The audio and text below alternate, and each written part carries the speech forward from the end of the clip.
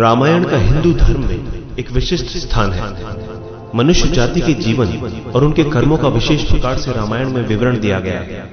इसमें भगवान राम और माता सीता के जन्म एवं जीवन यात्रा का वर्णन है।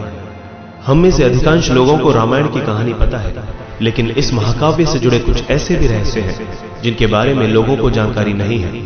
आज हम आपके सामने रामायण से जुड़े ऐसे ही 13 रहस्यों को उजागर करेंगे।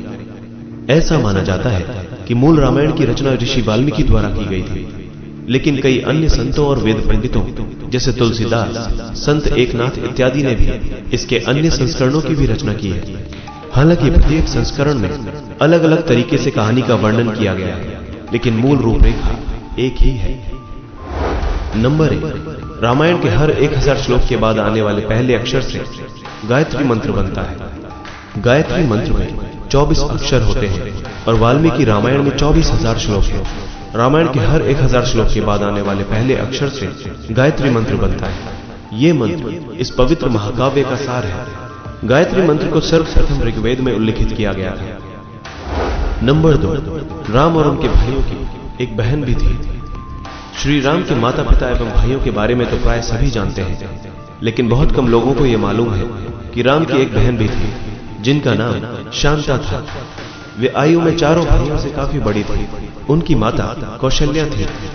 ऐसी मान्यता है कि एक बार अंग देश के राजा रोमपद और उनकी रानी वर्षिणी अयोध्या आए हुए थे। उनको कोई संतान नहीं थी। बातचीत के दौरान राजा दशरथ को जब यह बात मालूम हुई तो उन्होंने कहा, मैं अपनी बेटी शांता आपको संतान के रूप में दूंगा। ये सुनकर रोमपद और वर्षिणी बहुत खुश हुए। उन्होंने बहुत ही लाड प्यार से शांता का पालन पोषण किया और माता पिता के सभी कर्तव्य निभाए। नंबर 3, राम विष्णु के अवतार हैं, लेकिन उनके अन्य भाई किसके अवतार थे? राम को भगवान विष्णु का अवतार माना जाता है, लेकिन क्या आपको पता है कि उनके अन्य भाई किसके अवतार थे? लक्ष्मण को शेषनाग का अवतार माना जाता है, जो क्षीर सागर में भगवान विष्णु का आसन है, जबकि भरत और शत्रुघ्न को क्रमशः भगवान विष्णु द्वारा हाथों में धारण किए गए सुदर्शन चक्र और शंख शैल का अवतार माना जाता है। नंबर 4, सीता के स्वयंवर में प्रयोग हुए भगवान शिव के धनुष का नाम क्या था? हम में से अधिकांश लोगों को पता है कि राम का सीता से विवाह एक स्वयंवर के माध्यम से हुआ था। उस स्वयंवर के लिए भगवान शिव के धनुष का इस्तेमाल किया गया था, जिस पर सभी राजकुमारों को प्रत्यंचा चढ़ानी थी। लेकिन बहुत कम लोगों को पता होगा कि भगवान शिव के उस धनुष का नाम पिनाक था। नंबर 5, 14 वर्षों तक जागते रहे लक्ष्मण। ऐसा माना जाता है कि वनवास के 14 वर्षों के दौरान अपने भाई और भाभी की रक्षा करने के उद्देश्य से लक्ष्मण कभी सोते नहीं थे। इसी कारण उन्हें गुदाकेश के नाम से भी जाना जाता है। वनवास की पहली रात को जब राम और सीता सो रहे थे तो निद्रा देवी लक्ष्मण के सामने प्रकट हुई। उस समय लक्ष्मण ने निद्रा देवी से अनुरोध किया कि उन्हें ऐसा वरदान दे कि वनवास के 14 वर्षों के दौरान उन्हें नींद न आए और वो अपने प्रिय भाई और भाभी की रक्षा कर सके। निद्रा देवी इस बात पर प्रसन्न होकर बोली कि अगर तुम्हारे बदले कोई 14 वर्षों तक सोए तो तुम्हें यह वरदान प्राप्त हो सकता है। इसके बाद लक्ष्मण की प्रार्थना पर निद्रा देवी लक्ष्मण की पत्नी और सीता की बहन उर्मिला के पास पहुंची। उर्मिला ने लक्ष्मण के बदले सोना स्वीकार कर लिया और पूरे 14 वर्षों तक सोती रही। नंबर 6, उस जंगल का नाम जहां राम, लक्ष्मण और सीता वनवास के दौरान रुके थे। हम में से अधिकांश लोगों को पता है कि राम, लक्ष्मण और सीता ने कई साल वन में बिताए थे, लेकिन कुछ ही लोगों को उस वन के नाम की जानकारी होगी। उस वन का नाम दंडकारण्य था, जिसमें राम, सीता और लक्ष्मण ने अपना वनवास बिताया था। यह वन लगभग 35,600 वर्ग मील में फैला हुआ था, जिसमें वर्तमान छत्तीसगढ़, उड़ीसा, महाराष्ट्र और आंध्र प्रदेश के कुछ हिस्से शामिल थे। उस समय यह वन सबसे भयंकर राक्षसों का घर माना जाता था, इसीलिए इसका नाम दंडकारण्य था, जहां दंड का अर्थ सजा देना और अरण्य का अर्थ वन होता है। नंबर 7, लक्ष्मण रेखा का वर्णन वाल्मीकि रामायण में नहीं है। पूरी रामायण की कहानी में सबसे पेचीदा प्रकरण लक्ष्मण रेखा की घटना है, जिसमें लक्ष्मण वन में अपनी झोपड़ी के चारों ओर एक रेखा खींचते हैं। जब सीता के अनुरोध पर राम स्वर्ण हिरण को पकड़ने और मारने की कोशिश करते हैं तो वो हिरण राक्षस मारीच का रूप ले लेता है। इस घटना के संबंध में अज्ञात तथ्य यह है कि इस कहानी का वर्णन ना तो वाल्मीकि रामायण में है और ना ही रामचरितमानस में।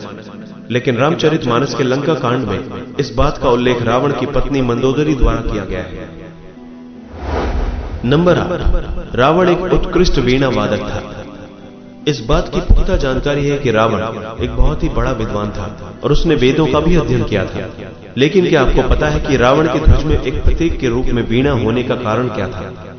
क्योंकि रावण एक उत्कृष्ट वीणा वादक था, जिसके कारण उसके ध्वज में प्रतीक के रूप में वीणा अंकित थी। हालांकि रावण इस कला को ज्यादा तवज्जो नहीं देता था, लेकिन उसे यह वाद्य यंत्र बजाना बहुत पसंद था। नंबर 9, आखिर कुंभकर्ण 6 महीने तक क्यों सोता था? रामायण में वर्णित है कि कुंभकर्ण लगातार 6 महीनों तक सोता था। वो सिर्फ एक दिन खाने के लिए उठता और पुनः 6 महीनों के लिए सो जाता था। लेकिन क्या आपको पता है कि कुंभकर्ण को सोने की आदत कैसे लगी? एक बार एक यज्ञ की समाप्ति पर ब्रह्मा कुंभकर्ण के सामने प्रकट हुए और उन्होंने कुंभकर्ण से वरदान मांगने को कहा। यह देखकर इंद्र को यह डर सताने लगा कि कहीं कुंभकर्ण वरदान में इंद्रासन न मांग ले। इसलिए उन्होंने देवी सरस्वती से अनुरोध किया कि वो कुंभकर्ण की जीवा पर बैठ जाएं, जिससे वो इंद्रासन के बदले निद्रासन मांग ले। इस प्रकार इंद्र की ईर्ष्या की वजह से कुंभकर्ण को सोने का वरदान प्राप्त हुआ। नंबर 10, नासा ने भी स्वीकारा राम सेतु के अस्तित्व को। रामायण की कहानी के अंतिम चरण में वर्णित है कि राम और लक्ष्मण ने वानर सेना की मदद से लंका पर विजय प्राप्त करने के लिए एक पुल का निर्माण किया था। ऐसा माना जाता है कि यह कहानी लगभग 17,50,000 साल पहले की है। हाल ही में नासा ने श्रीलंका और भारत को जोड़ने वाले एक प्राचीन मानव निर्मित पुल की खोज की है और शोधकर्ताओं और पुरातत्वविदों के अनुसार इस पुल के निर्माण की अवधि भी रामायण महाकाव्य में वर्णित पुल के निर्माण काल से मिलती है। नासा के उपग्रहों द्वारा खोजे गए इस पुल को एडम्स ब्रिज कहा जाता है और इसकी लंबाई लगभग 30 किलोमीटर है। नंबर 11, आखिर क्यों राम ने लक्ष्मण को मृत्यु दंड दिया? रामायण में वर्णित है कि श्री राम ने ना चाहते हुए भी जी जान से प्यारे अपने छोटे भाई लक्ष्मण को मृत्यु दंड दे दिया था। आखिर क्यों भगवान राम ने लक्ष्मण को मृत्यु दंड दिया था?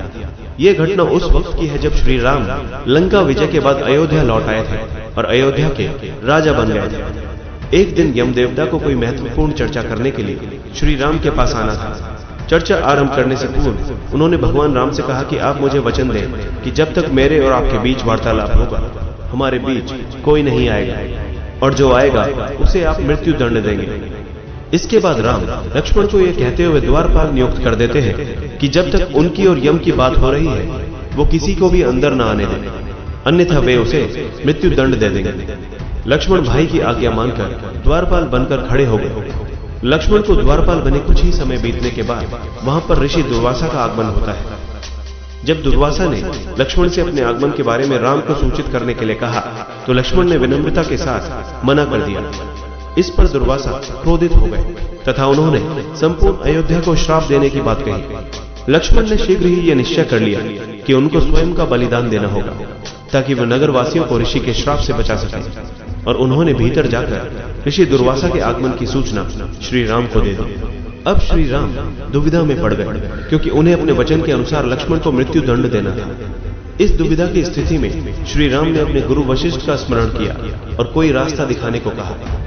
गुरुदेव ने कहा कि अपनी किसी प्रिय वस्तु का त्याग उसकी मृत्यु के समान ही है, अतः तुम अपने वचन का पालन करने के लिए लक्ष्मण का त्याग कर दो। लेकिन जैसे ही लक्ष्मण ने यह सुना तो उन्होंने राम से कहा कि आप भूलकर भी मेरा त्याग नहीं करना। आपसे दूर रहने से तो यह अच्छा है कि मैं अपने वचन का पालन करते हुए मृत्यु को गले लगा लूं।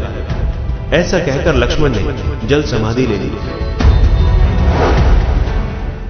दोस्तों, इसी तरह की इंटरेस्टिंग और इन्फॉर्मेटिव वीडियोस देखने के लिए हमारे चैनल हिस्टोरिक हिंदी को आज ही सब्सक्राइब करें और बेल आइकन को दबाना ना भूलें।